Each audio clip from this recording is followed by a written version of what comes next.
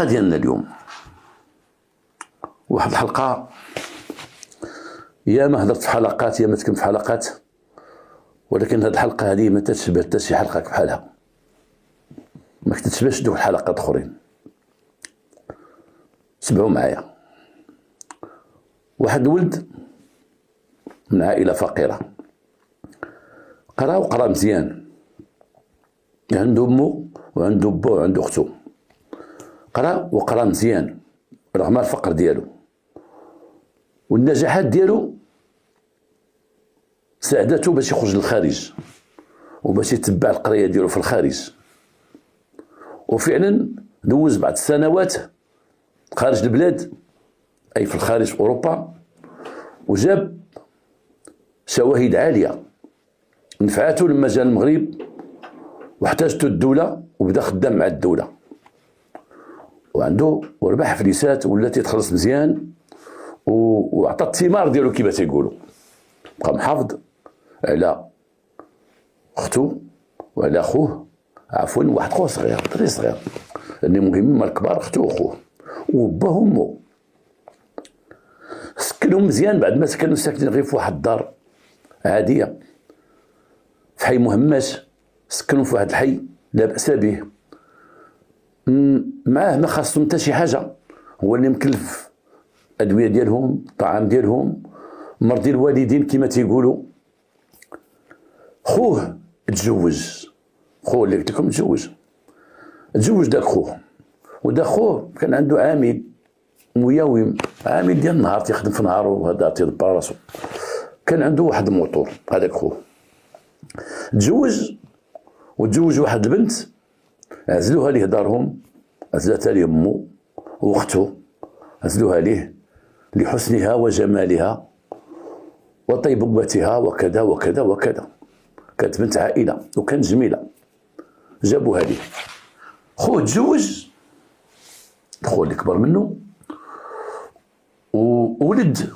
وليد من بعد ولد الولد الثاني، وهو هذا ما بغاش يتزوج. اي هذا الميسور، هذا الدري الناجح في حياته، هذا الدري اللي بخير عليه، يوم ما هضرهم تزوج ما بغاش يتزوج. وكان تيعامل دارهم وتيقول لمو انا ما خصنيش شي وحده واش ندير لك شي حاجه، وانا خصني شي وحده اللي تعيش معكم هنا في الدار وتعيش بيناتكم، انا ما خصنيش شي حاجه شي وحده تخرجني عليكم وتقول لك داري بوحدي وكذا وكذا وكذا وكذا. هذا سياسته في الحياه.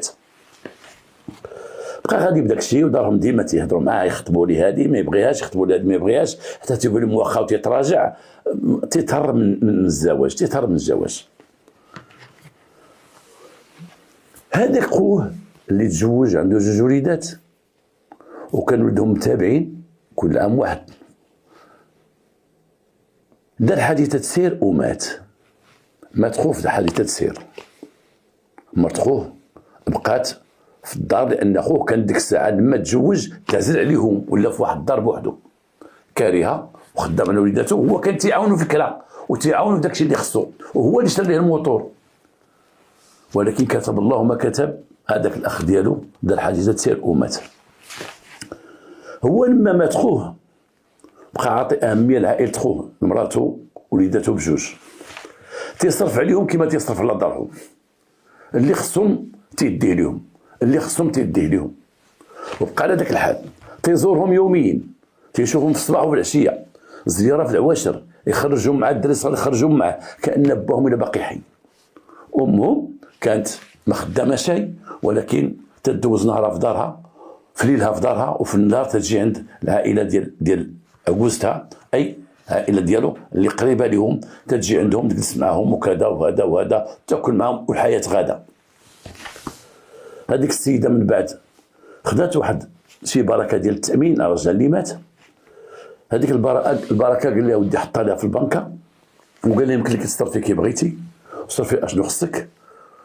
هي فكرات قالت لي عاوني باش ما نبقاش في الكرا، عاونها وشرات واحد الدويره قد حالها مزيانه وتبدلت حياتها، ولا عندها فليساتها كما تيقولوا، تبدلت حتى هي، ولكن هو ديما حاضر وديما تيعطي. ولكن ولا اغلب الوقت تيمشي عندها، تيكون في الدار ديال خوها المتوفي اغلب الوقت. دار سياره، في السياره ديالو تيهزها يديها لعند امو، وفي العشيه تيوصلها للدار، ولا تيجلس معها في دارها حتى شي وقت في الليل تيتعطل، وتيقول لمو انا كنت عند مرت خويا، انا كنت مع ولاد خويا. ديما ديما ديما ديما هذا حالو، ما تيخسر حتى شي حاجه، حتى حاجه ما تيخسرها لها. اشنو وقع؟ هذاك الوقت اللي كان تيمشي عندها ويجي من عندها ويصرف عليها وكذا وكذا وكذا، ربط واحد العلاقه بها، مرت المتوفي. انا ما بقيتش نقدر نقول مرت خوه، نبقى نقول غير مرت المتوفي. ربط بها واحد العلاقه، هذيك العلاقه مشاو بها بعيد. من خلال هذيك العلاقه ولا تيقول لها انا غنتزوج بك. قال لها غنتزوج بك. ماشي حرام واحد يتزوج مرت خوه الا هو مات، واخا هي تجي ثقيله. هذه القضيه هذه تجي ثقيله عند الناس اللي عندهم شويه ضمير، تيخموا صعيبه شويه بزاف باش الواحد يموت خوه ويتزوج ليه مراته. هي ليست بحرام وليست بمكروه، انا ما تعرف شيء بزاف في هذا الشيء هذا، ولكن ثقيله شويه، تجي ثقيله ما تتحملهاش الانسان يحب يسمع الهضره هذه. هو دار معها بانه تقول لها انا فكرت غنتزوج بك، وهاد ولاد خويا غنربيهم، ولاد خويا غيوليو ولادي وكذا وكذا وكذا. اذا دخل معها في شي حوايج اخرين وقبلت داكشي، ولا السيد غادي جاي عندها جالس معها، خارج معها، يخرج امو يديها معهم بلا مو تيخرجها هي ولادها. هادشي ثار واحد شويه ديال الشكوكات في مو في اختو. هنا بداو تيهضروا معايا بجديه، ما قدوش يقولوا ليه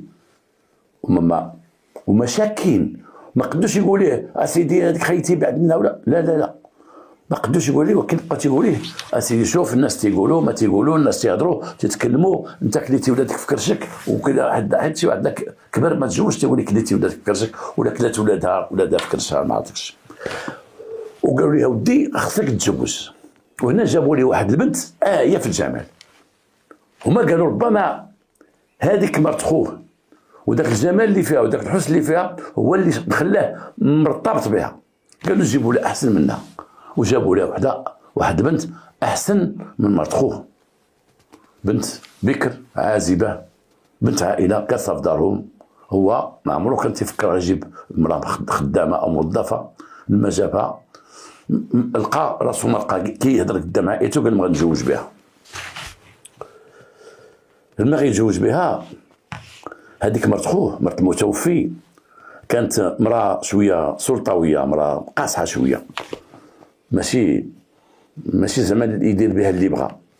ساقط الخبر من عند عائلته، من عند اختو، من عند امه، بانه راه خطبوا ليه، راه غير خطبوا ليه، وقالوا لها تمشي معنا للخطوبه. فعلا نهار الخطوبه مشات معهم وشاف ديك البنت كيفاش دايره. والبنت كانت نهار الخطوبه راه كتعرفوا شي بنت تتعلم تيقولها اليوم غيجيو الخطاب، تتوجد راسها وتتصاوب. كانت زوينه وجدت اكثر، وشافت هي واحد السيده لا نقول المنافسه ديالها، شافتها خطيره بداك الجمال وداك الشيء. هذيك البنت شافت السيده بحال اللي عليها، شافت الجمال ديالها، عرفت داك الكلام اللي كان تيقول لها هذاك السيد ديال غنتزوج بيك ومرت خويا اللي تزوجت بها راه حلال، وديك المعاشره اللي كان معاشرها، وداك الشيء اللي كان بيناتهم، وداك الحب فين وصل، وداك الشيء اللي وصل بيناتهم كان كبير. هنا كملت هي ديك الخطوبه وجات للدار، وجا هو تبعها قالت لي واش هادشي درتي؟ قال لها شوفي انا دارنا سقوني على الزواج، ودارنا قاجيني على الزواج، راكي عارفه هما مصدعيني على الزواج، نهار صباح وعشيه الزواج. انا غير درت لهم خاطرهم، شتي انا غير درتني بخاطرهم، راه شتي دابا هاد الخطوبه راه غندير شي حاجه فاش غنجمع معاها، غادي نلقى شي سبه ولا غنلقى شي سبه وغادي نجري عليها ونقول لهم ها انتوما اللي نتو قلبتوا دابا خليني نقلب راسي، وانا اللي بغيت مرت خويا صلاه على النبي. قالت لي واخا سيدي حنا غنتبعوك. بقى غادي السيد في ديك السيره ديالو، اي ديك الخطيبه تجي عندهم الدار، تيخرج بعض المرات مع ديك الخطيبه، تيكسي ديك الخطيبه، ولكن كل حركه تيديرها معها كتدخل تستقبل الاخبار لان قلت تيثقوا فاتهم ولا كل شيء، تتراجعوا مع داك الشيء منتج عندها تتراجع ليه، شريتي ليها ولا شريتي لها الصباط؟ راه عندها صباط وماك بدلتي لها داك الصاك وخرجت معاها فهمتي ورزقتني، قالت واش تخرج معاها؟ بقات تخرج معاها وخرج اختك وبقات تخرج معاها ودي امك وبقات كان هذا الشيء فيه صداع بيناتهم. ولكن دارهم حاسين الدري ما بغاش يطلق من مرت خوه من مرت المتوفي، ما بغاش يطلق منه، قال بون نزربوا لي الزواج. ناضو قال سيدي غنديروا الملاك، نديروا الملاك باش دير كاري ديالك. فعلا داو الملاك، حضرات ديك السيده في الملاك مرت المتوفي، حضرات شافت الملاك كي داز، شاف داك الفلوس اللي خسر في الملاك، داكشي كان كبير، حاسباتو على هذا هو الملاك. عرفتي على عباد الله وعيطتي على خدامين معاك وعيطتي عليك الدرب، راه اختي اللي عيطات عليهم هذوك الدراري ساقوا لي الخبار، راه امي اللي جابت هذيك ماشي انا، راه كذا كذا هادشي بزاف. قالت ليه بزاف، يا قلتي غندير غير شي شويه هكا ونزيد مع الطريق، صافي معليش ياك فلوسي ما كنتيا واش خاصك شي حاجه ياك نعطيك كل شيء. دار غوات بيناتهم، دار غوات، ولكن عائلته كانت بالمرصاد، اختو امو كانت بالمرصاد انه يدير الكاريط، وفعلا دار الكاريط. خلاص مع دار الكاريط ولا تيقول لها دابا هذه الطريق اللي مزيانه ليا، دابا نيت غيكون طلاق، ما كاينش ديك غادي تملك بها ونصيفطها لدارهم تخلق وردوها ليا وتخطب وتطلق، لا دابا عندي الكاريط انا تنقلب لها شي سبه، ولكن ما تخافيش انا غنجيبها للدار عندنا، يلا غنجيبها للدار. قال لك البنت خصك تجي تعيشي مع امي كما اتفقنا. البنت مع عائلتها قالوا لي ايه تعيش مع امك، ولكن حنا عندنا العرس خصنا نديروه، العرس خصنا نديروه، الملاك درناه، الخطوبه درناها، حنا غادي مزيان، حنا الناس ميسورين الحمد لله، وما تصيفش بنتنا بلا عرس، غادي تجلس مع امك كما قلتي حتى شي نهار تدبر على سكنه خاصه مرحبا بك، ولكن خصنا العرس، خصنا الطقوس كلها دوز ديال العرس المغربي عرفتي اش تيطلب. وافق على ذلك بعلم اخته وامه العرس. الاخرى مرت المتوفي ما بقاتش السيده صافي وصلت لها اللهن، قالت صافي العرس وغيسكنها العرس وكذا وكذا. في النهار ديال العرس الليل غيكون في الليل غيكون العرس، تيقول واحد الضابط في الليله في النهار اللي غيكون العرس، تيقول واحد الضابط قبل العرس بنهار او بيومين. هذيك الفتره حيت هذا الجريمه كانت كبيره في الثمانينات، واش نهار العرس ولا نهار ثاني عرس؟ كان نهار عيطات عليه ومن الفتاه تصوب له واحد الماكله تيبغيها، عيطات عليه جابته اختو تسمع الحديث، قالت لي شوف راه صوبت ديك الماكله تتبغي وسماتها ديك الماكله سماتها هي، راه صوبتها غنخليك حقك واجي تغدى هنايا. اختو قالت دابا تزوج والعرس واقف الدنيا هانيه، بغا يتغدى عندها غيمشي يتغدى عندها. قال لي انا بلا ما غنتغدى غنمشي نتغدى عندها، راه صوبت لي كذا كذا وشوف باش ما نحرجوها شاي وكذا الله يعطيك الصحه وكذا وكذا. وهي السيده مريضه، السيده هي غتجي للعرس وكذا، وقال لهم راه مخبوره غتجي للعرس وغتجي تعاونهم وغتجي دير معاهم، ولكن هي دارت معاهم بانه غتجي بعد الغداء غتغدي الدراري وتعطيهم الام ديالها وغتجي باش تعاونهم وكذا وكذا. وكان عيطات عليه هو اجي لديك الماكله صوبتها الدراري بغاوها وانت تتبغيها. جا عندها تغدى معها ومشى، وهي قالت ليه انا واصله عليك غير سير عند دارهم اي دار اللي فيها العرس. هو مع الربعه بعدا فاتني ما قلت لكمش بانه كان من تياكل عندها شي حاجه تياكلها معاها بحضار ولادها بجوج او واحد من ولادها.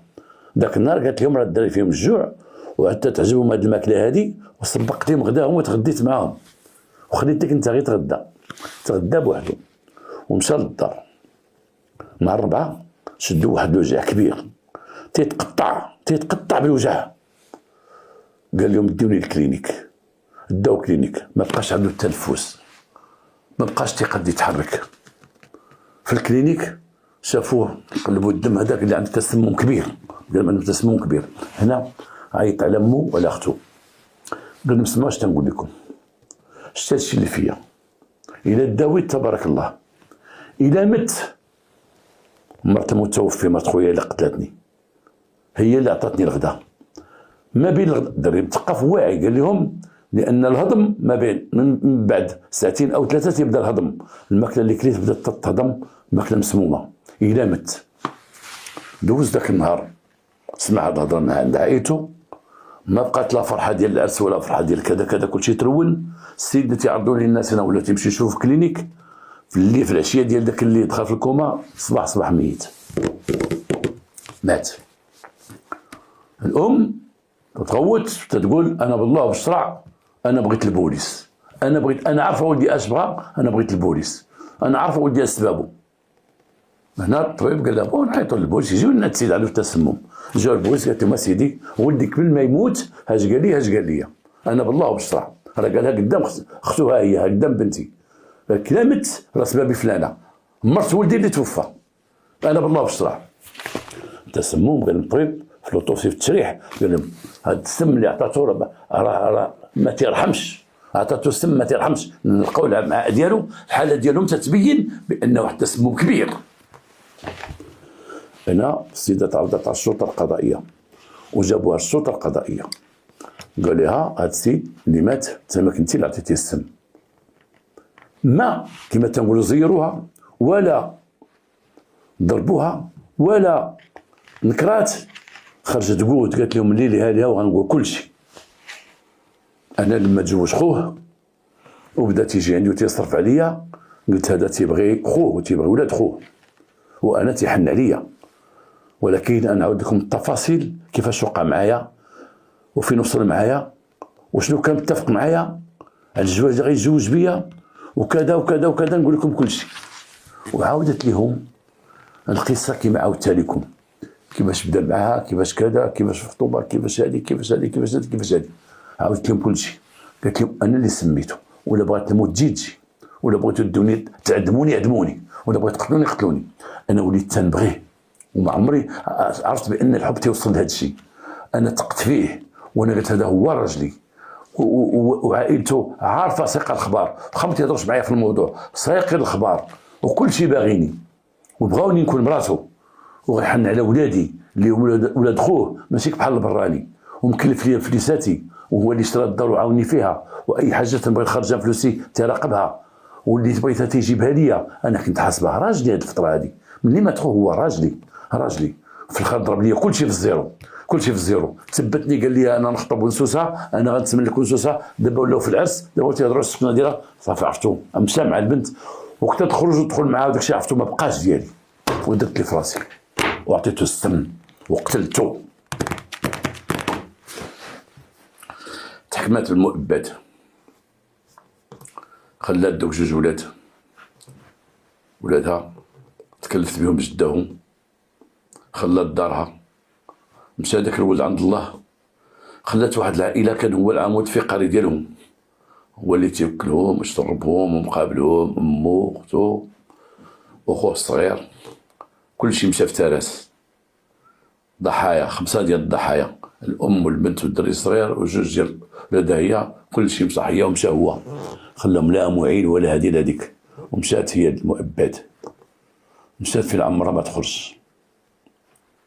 نتمنى من الله الحلقه تعجبكم، ومبارك واجركم الى غد ان شاء الله.